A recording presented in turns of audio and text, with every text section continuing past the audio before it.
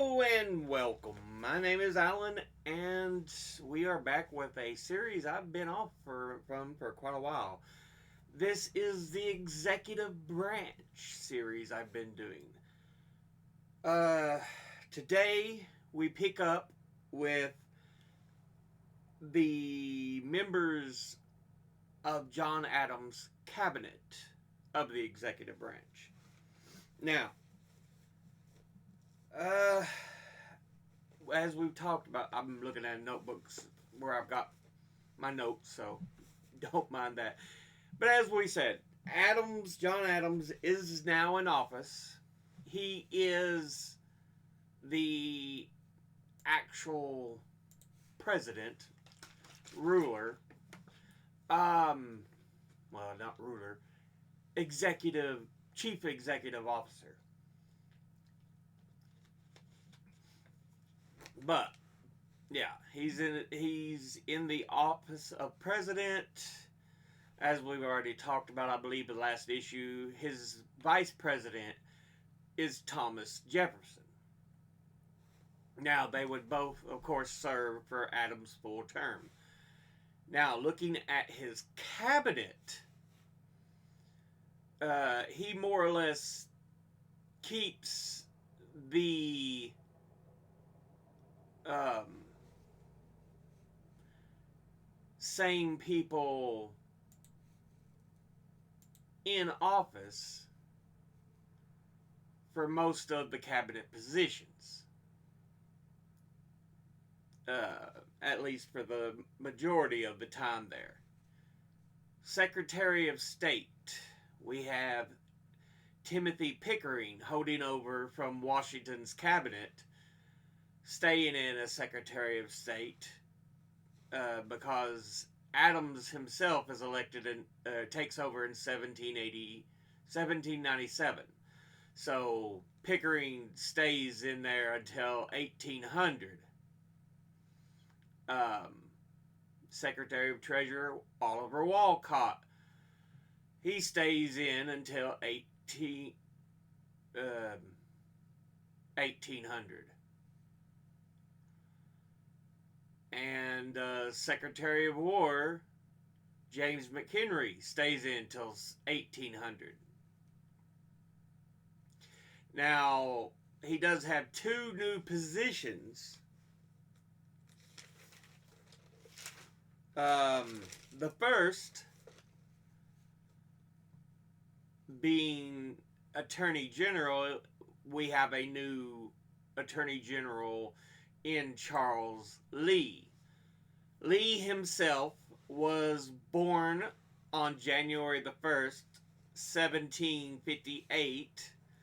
So he's a New Year's baby. And he was born to Henry and Lucy Lee in Leesylvania plantation in Prince William County, Virginia.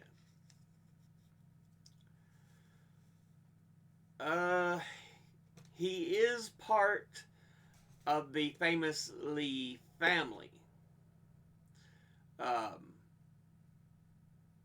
which is known as one of the first families of Virginia. His older brother becomes General Henry Lighthorse Harry Lee. And I do believe Robert E. Lee is later descended from that same family, if I remember correctly. But yeah. Anyway, he's born into the family.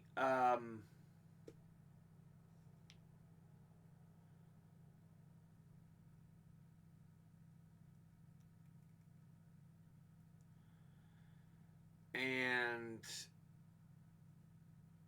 he receives a private education since he's considered one of the upper class. He then goes and studies at Princeton in Princeton, New Jersey in 1775. He would read law under Jared Ingersoll in Philadelphia before returning to Virginia after, he studied in Princeton. In um, 17 his father's 1787 will appoints Charles as the executor and the guardian of his three siblings and under 21 years of age, Edmund, Lucy, and Anne Lee. Upon his mother's death in 1792, Charles received the Leesylvania plantation. So, yeah. So, already we see his parents have passed away in 1792. He's not even 40. He's in his 30s.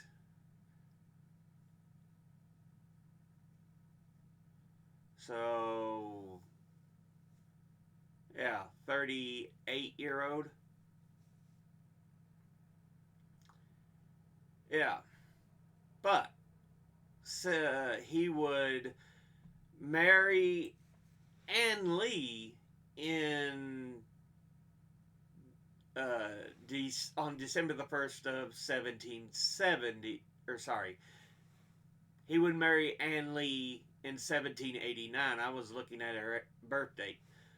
And she was actually his second cousin and the daughter of Richard Henry Lee, his first cousin once removed.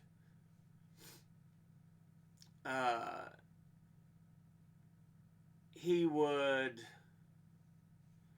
live with her in Alexandria.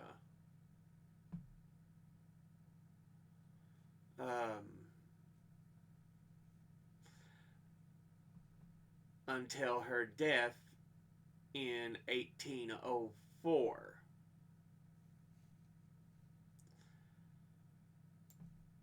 So they would live in Alexandria, Virginia.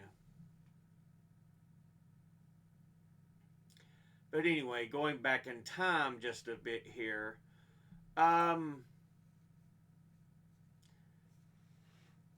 He would be elected 3 times by Fairfax County as one of their 2 delegates for the Virginia House of Delegates in 1793, 1794, and 1795. And he would be replaced in 1796. President Washington would then appoint Lee the Attorney General after William Bradford died in office. So technically, Lee takes over before Adams gets into office. So it's December, late December, or late in the year, December 10th, 1795. He would serve until Washington left office and continue in the Adams administration for pretty much the entire administration until February the 19th, 1801. But you have to remember, back then, the presidential changeover was later than it is today.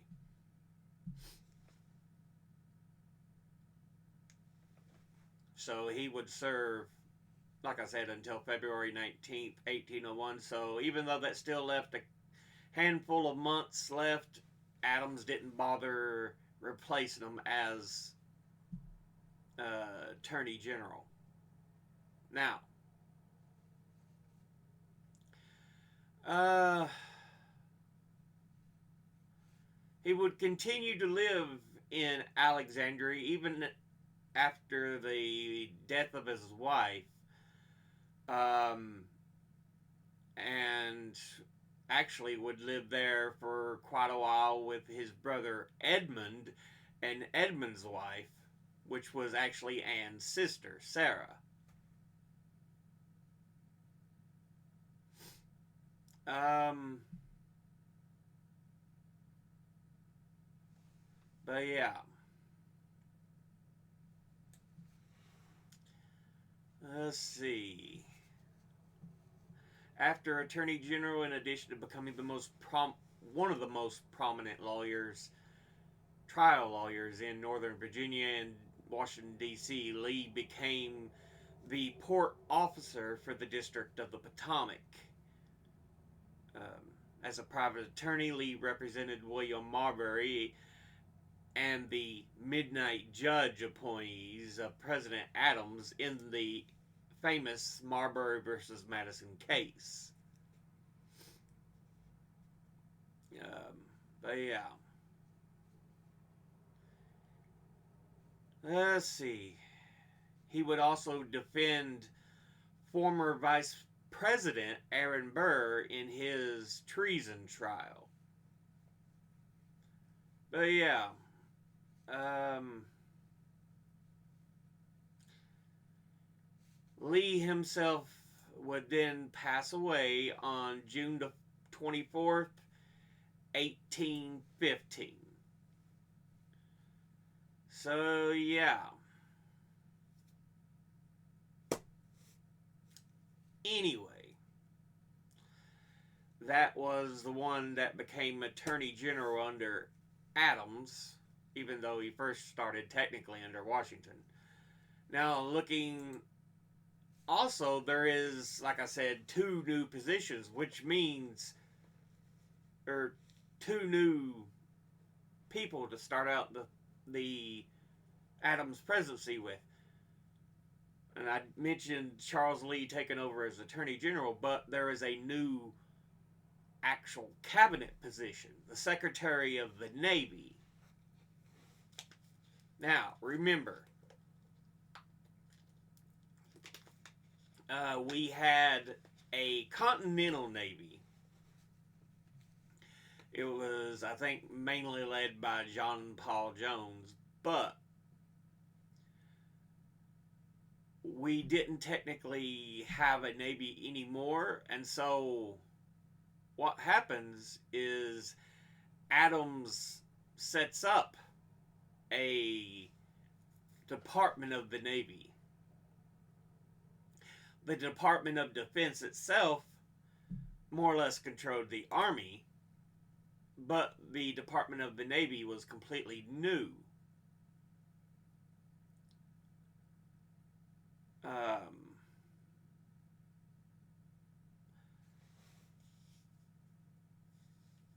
and of course, it had certain regulations for them to accept the part.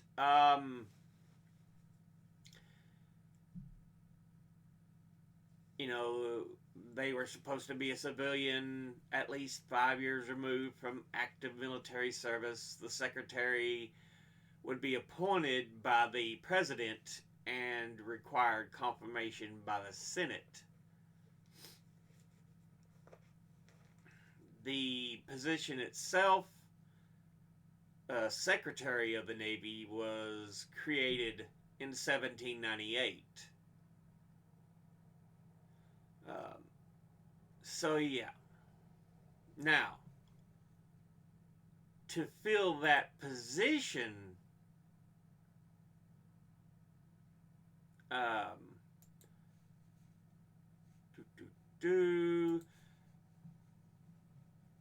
Adams would pick Benjamin Stoddert. Let's take a look at who Stoddert is as an individual. He was born in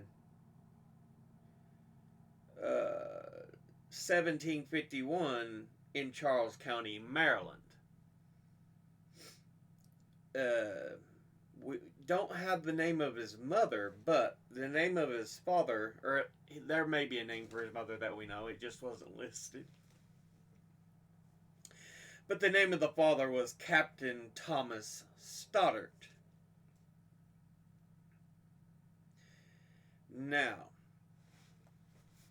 he would have some military service during the Revolutionary War itself, and would actually be injured in the Battle of Brandywine.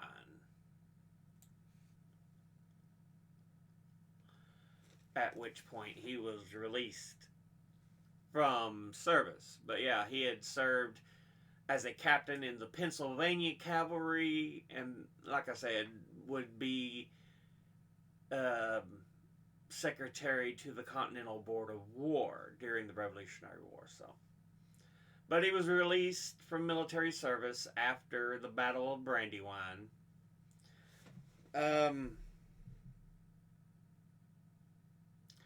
but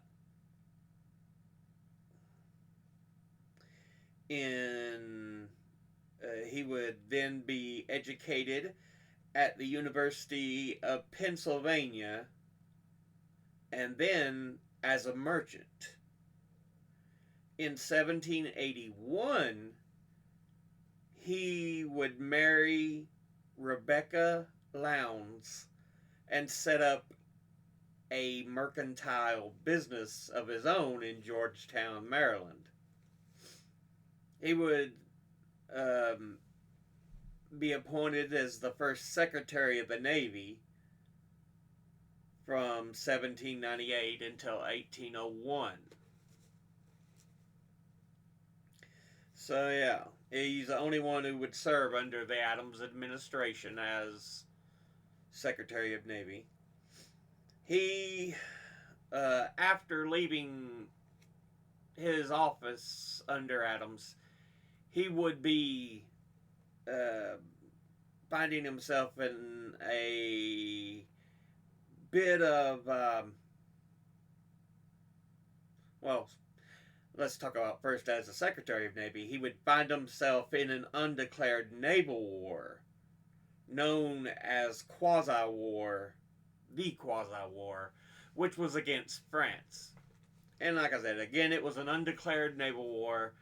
I believe it's the idea that France was conscripting actual American sailors, not like military individuals, but just sailors that were American citizens, into military service.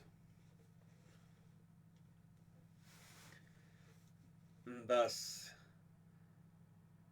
we are suddenly in the what is known now as the Quasi-War.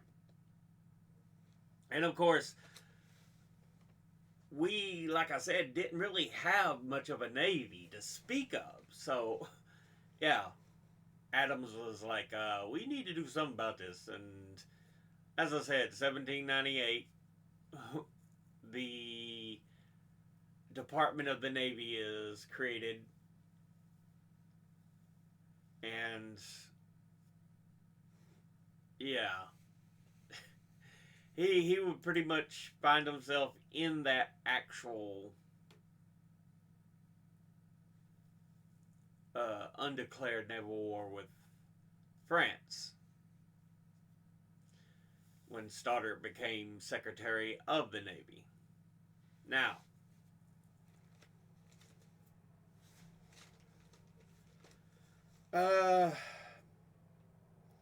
as Secretary of the Navy, he would also Stoddart would also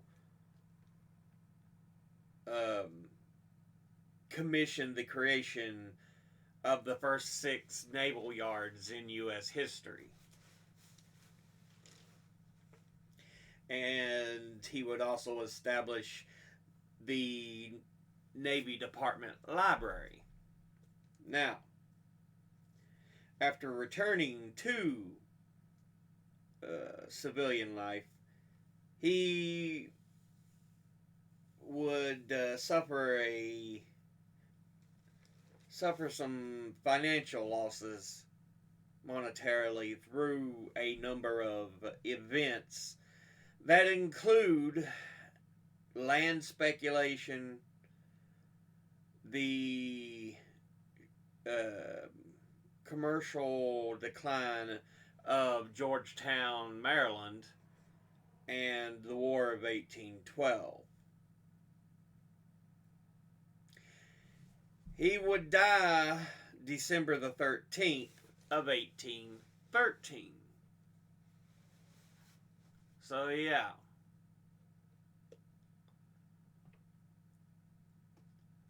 And that would be the first Secretary of the Navy. Now, the other member of the cabinet that we haven't really had a chance to look at is a man named Samuel Dexter. He would be a replacement.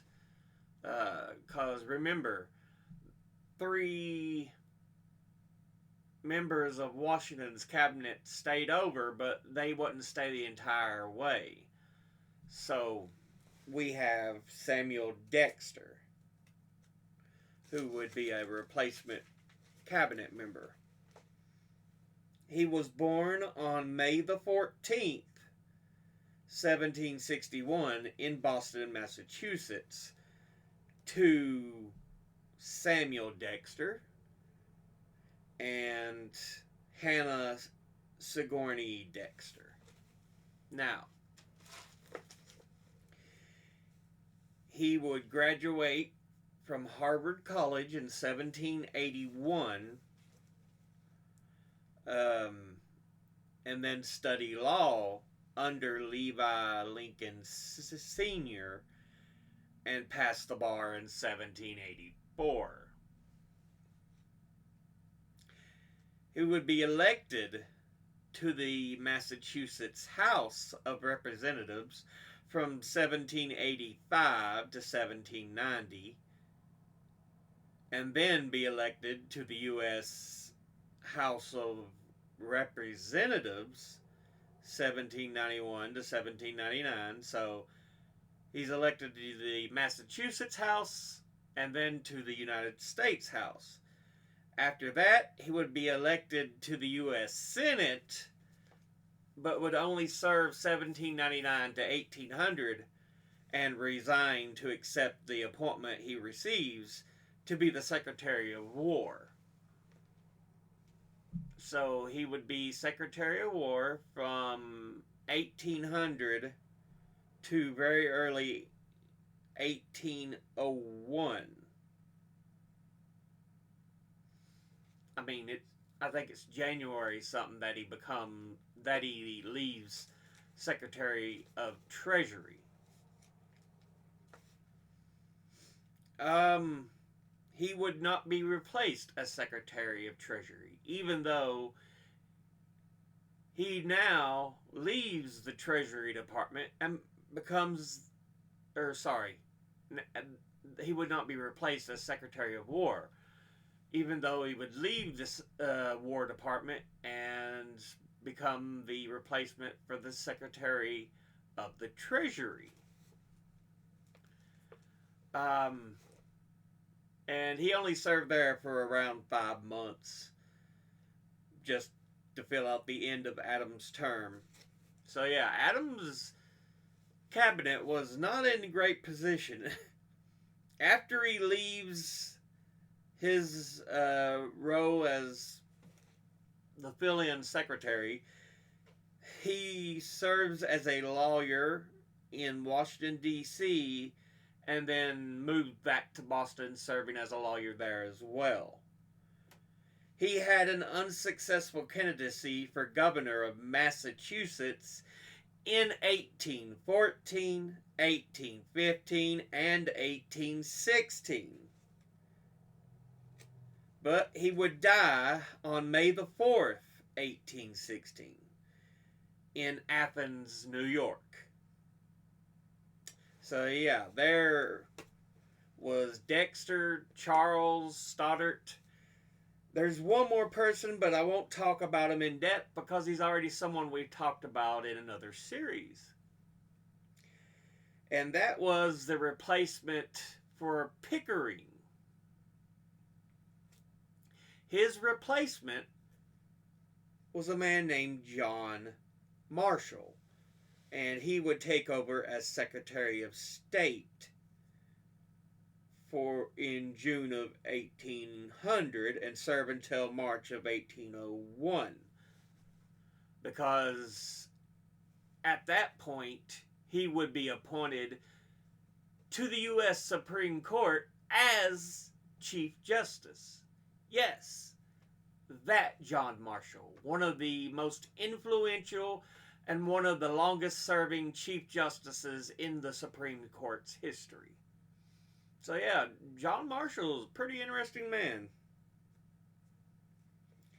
But, yeah, that is looking at the Adams cabinet when he was president. So we have a number of changes, but we're still dealing with some interesting fellows. Charles Lee is part of the Lee family. Benjamin Stoddart, the first Secretary of the Navy. Samuel Dexter